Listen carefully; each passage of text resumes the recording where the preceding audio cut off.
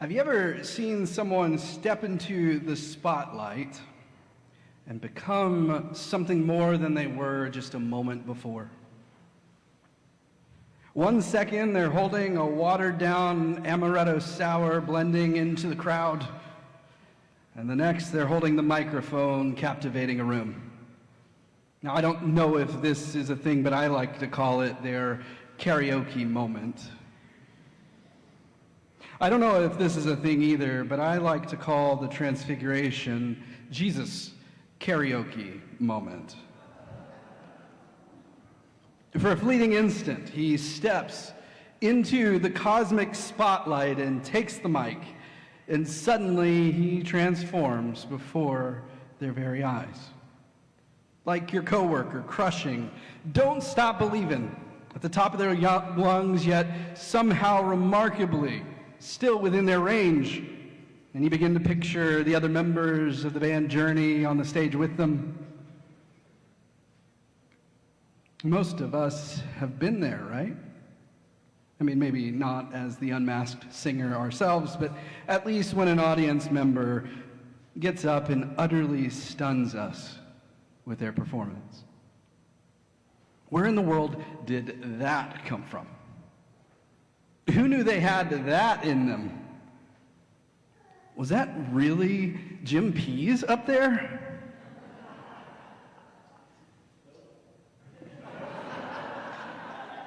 Sorry, Jim, I meant to ask you if I could use your name in the sermon beforehand.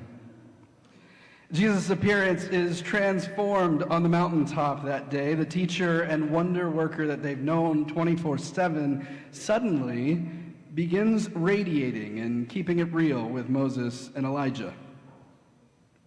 For the ancient listener, this glorious transformation actually would have been a familiar narrative turn for a character with divine proximity. Moses himself beamed with the glory of God after camping on a mountaintop with Yahweh, as we studied back in Exodus. Elijah was swept up to heaven in a chariot of fire. References in the book of Daniel and in other apocryphal books have similar scenes. Even Homer touches on the brilliance of Zeus's glory, while the Romans told similar tales of their emperors' ascents into the heavens upon their deaths. The ancient audience members were used to these kinds of stories. But this one takes a couple of turns they would not have expected. The first is the voice. They weren't expecting it. The story says it actually terrified the disciples. Not the Captain Marvel level glow-up that they had just witnessed before their eyes, but the voice from beyond that transcended their physicality with the same words the audience would have heard at Jesus' baptism. "This is my Son, my beloved, with him I am well pleased." That is what terrified him. This time the disciples were able to hear that voice, and, well, it scares the bejesus out of them. I think that's the original Greek word. And the voice concludes, "Listen to him."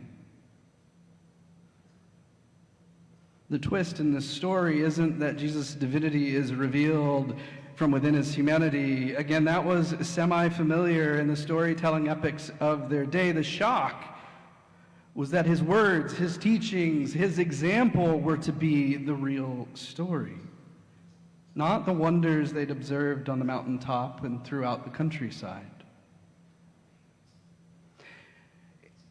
I was trying to think of an example for us today. I think in our time and place, it would be something like this. The Patriots going to the Super Bowl again.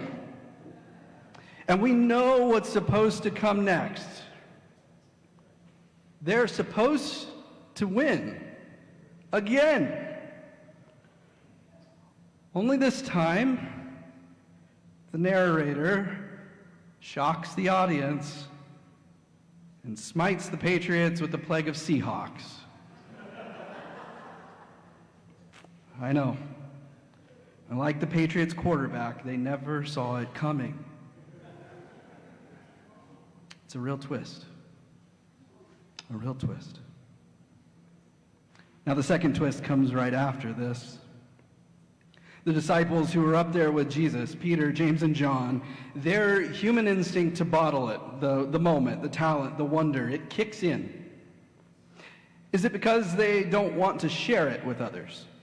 Or is it because they don't want to lose what they have found? Or is it because they just think that's what they're supposed to do? All they know is they want to keep it. And so they offer to build dwellings so they can stay on that mountaintop and in that moment as long as they can. But Jesus essentially says no. Get up, he says. Don't be afraid. And then they leave the mountaintop. That's the second twist. He doesn't remain up there. He comes back down, and not only that, but he continues teaching until eventually he suffers at the hands of those who immortalized the prophets of the past and is killed by the empire who deified their rulers as sons of God. This Son of God doesn't ride on glory. He is the glory. And that doesn't look like what they'd expect either, with conquering armies and unconquerable thrones. It will come to look like suffering, defeat, and death, and humiliation, and misery. The story of the Transfiguration doesn't remain on that mountaintop. The story itself is carried on in the words of the disciples who passed it on later and wrote it down in stories like we have in our Gospels. But beyond that, transcending that, the story journeyed on through their witness, in the stories they lived, and in the ways that they emulated the Transfiguration itself. That's the twist, the turn for the audience back then. It's the twist and turn for us, the audience, now. It's as if the point of his life isn't about his wonder works, but his message, as if their work, the disciples back then, the audience a couple of generations later, us a couple of millennia after that, it's as if their work, our work, isn't solely about the wonder of Jesus' divinity, but at least equally as much about the example of his humanity. Almost as if the Transfiguration itself was never meant to be an isolated cutaway, revealing who he really was, but rather a model for his followers to embody in their own lives, to become a transfiguring church that previews the world as it could and will be one day, to become a transfiguring church that reveals the love and character of God by our message and actions and work. Instead of erecting sanctuaries that bottle up the divine within their walls, Jesus wants them and wants us to transcend the difference between human and divine, to bridge the divide between who's in and who's out, to model a way that walks back down into the heart of the struggle and makes a home and fosters a community where they are needed most. If the Transfiguration is a revelation, an unveiling, an unmasking of who Jesus already was, then the Transfiguring Church does the same by our efforts and priorities. Not to be confused with the Disfiguring Church, who harms people or seeks to alienate us from each other over our uniqueness. not to be confused with the misconfiguring church who idolizes Christian nationalism and desecrates the image of both Jesus and country by trying to reshape both into the same likeness. Not to be confused with the reconfiguring church that backtracks from doing the right thing every time a conflict or criticism arises. The transfiguring church is the one that previews the world as it could be, that proclaims the world as it will be one day, that reveals the image of God in each of us and emulates the love and justice of God for all creation. Faithful as you can be, that is who I see when I look out at you.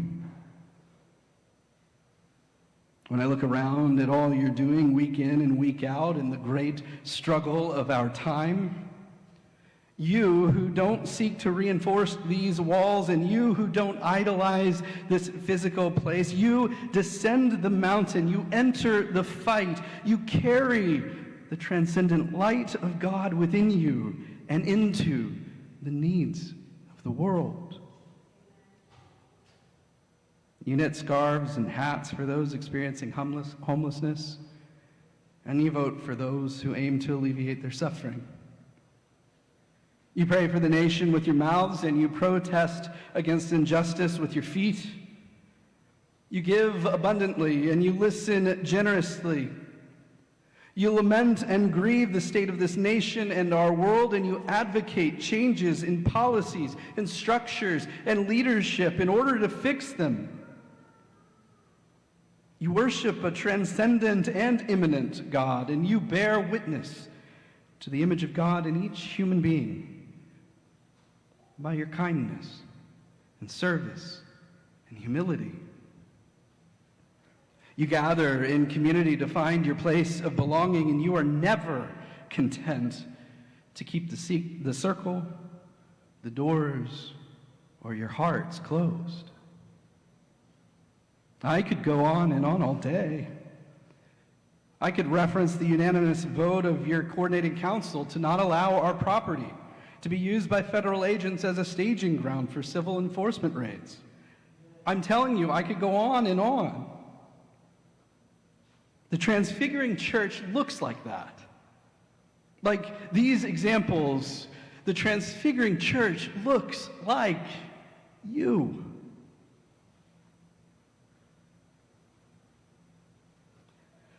You see, there's one thing we tend to miss when it comes to the transfiguration of Jesus. And I've actually already mentioned it.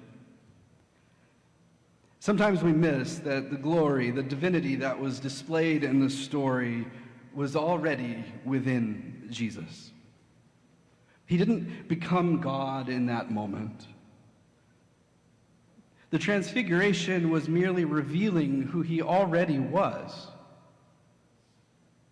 And in that moment, it was a revelation for only those three people on the mountaintop with him: Peter, James, and John. It wasn't until later, after they descended into the great struggle of their day, that Jesus' true identity and character would be revealed to all, not in gold-plated decor, not in strongman tactics, not in authoritarian intimidation, but in humility and generosity and compassion and kindness and love.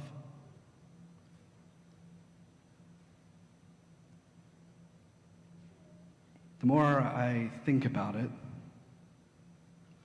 the more it seems to me that the great struggle of our time is also our karaoke moment. Our moment to seize, to be brave, to be transfiguring, to step into the light, to show we are of the light, and to let our voices and presence shock the world. More and more, I am convinced This is our moment to unveil, to unmask, to unbottle the truth about God's love.